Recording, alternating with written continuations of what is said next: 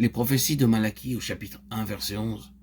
Car du soleil levant jusqu'au soleil couchant, mon nom sera grand parmi les nations, et en tout lieu l'encens sera brûlé à mon nom, et une offrande pure sera présentée, car mon nom sera grand parmi les nations, dit l'Éternel des armées.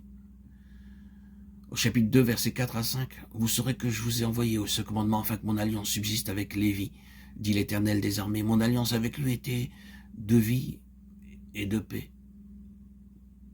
Et je l'ai lui donné pour qu'il craignît. Et il me craignit et trembla devant mon nom. La loi de vérité était dans sa bouche, et l'iniquité ne s'est point trouvée sur ses lèvres. Il a marché avec moi dans la paix, dans la droiture, et il a détourné de l'iniquité beaucoup de gens. Car les lèvres du sacrificateur doivent garder la connaissance, et c'est de sa bouche qu'on doit rechercher la loi, car il est le messager de l'Éternel des armées, versets 6 à 7. Et enfin au chapitre 3, versets 1 à 3, voici j'envoie mon messager, et il préparera le chemin devant moi, et le Seigneur que vous cherchez viendra soudain à son temple, et le messager de l'alliance que vous désirez, voici, il vient, dit l'Éternel des armées. Mais qui supportera le jour de sa venue, et qui subsistera lorsqu'il se manifestera? Car il est comme un feu d'affineur, et comme la potasse des foulons. Il s'assiera comme celui qui affine et purifie l'argent, il purifiera les fils de Lévi, et les affinera comme l'or et comme l'argent. Et ils apporteront à l'Éternel des offrandes en justice. Nous poursuivons avec le thème que le Seigneur a placé devant nous. Ce sujet, en rapport avec ce qui est représenté par les Lévites dans l'Ancien Testament, est très riche en enseignements. Et de nouveau, puis-je rappeler ce qui a souvent été dit ici, que nous, dans toutes ces choses, nous traitons de réalité spirituelle, et non simplement de forme de leur incarnation et de leur présentation.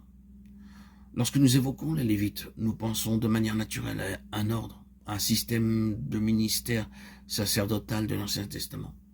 Mais nous avons constamment besoin de nous rappeler que, quoi que Dieu ait fait, il s'est néanmoins manifesté lui-même de temps à autre dans l'histoire de ce monde. Toutes les différentes formes et manières d'expression sont uniquement des moyens de communiquer des réalités spirituelles éternelles qui demeurent. Et cela est très vrai des Lévites. Nous parlons d'eux, nous utilisons leur appellation, mais soyons toujours conscients que nous sommes en présence de grandes réalités spirituelles divines qui appartiennent à nous et à notre temps, si vrai qu'elles ont toujours appartenu à n'importe quel enfant de Dieu. Si bien que cette loi spirituelle du Lévite est quelque chose qui vient directement à nous, à ce moment même, ici même. Il ne serait pas possible d'espérer saisir et parcourir ce thème dans son intégralité, mais si nous étions ici pour écouter ce message, je ne suis pas en train d'essayer de le faire, mais seulement de dégager quelques-uns des éléments les plus essentiels de tout ce sujet. Il nous faut commencer par clarifier nos pensées sur ce point. Quand nous faisons mention des sacrificateurs et des Lévites, nous traitons d'un concept spirituel et non d'un système ecclésiastique formel. Ce dernier n'a pas cours durant notre dispensation, alors que les concepts spirituels, eux, la gouvernent.